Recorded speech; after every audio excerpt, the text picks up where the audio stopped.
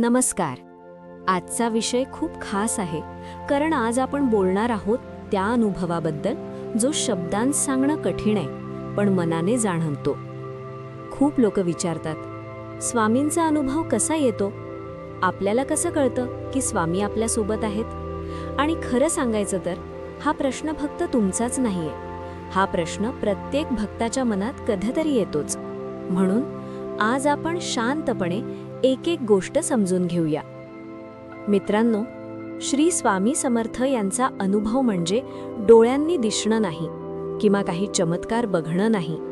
तो एक आतून जाणवणारा स्पर्श आहे, जिथे तुम्हाला अचानक वाटतं, मी एकटा नाहीये.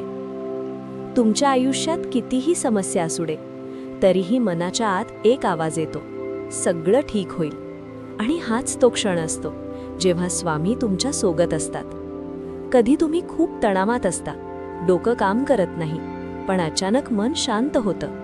कोणतंही कारण नसताना तुम्हाला हलकं वाटायला लागतं.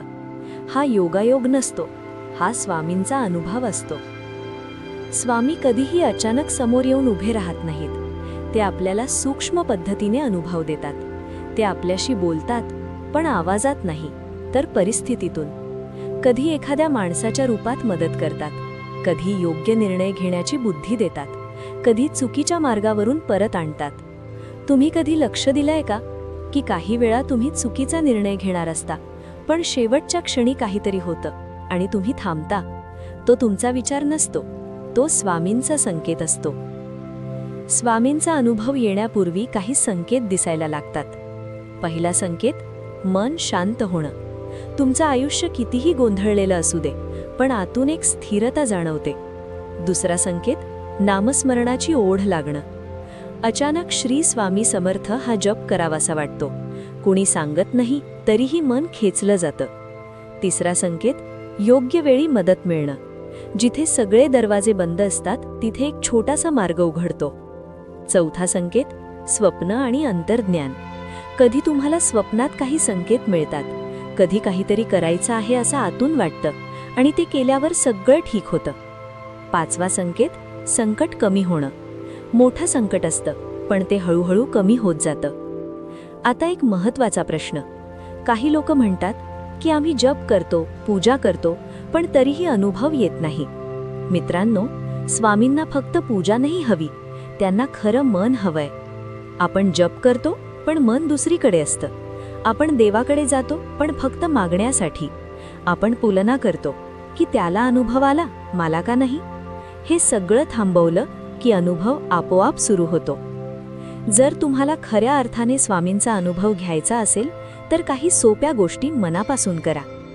रोज किमान 108 वेळा श्री स्वामी समर्थ जप करा. सकाळी ब्रह्ममुहूर्तात उठायचा प्रयत्न करा. 5-10 मिनिटं शांत बसा, काहीही विचार करू नका. स्वामींशी मनात बोला, जसं जवळच्या माणसाशी बोलतो. त्यांना सांगा, स्वामी, मला तुमची जाणीव होऊ द्या. कुणाचं वाईट करू नका.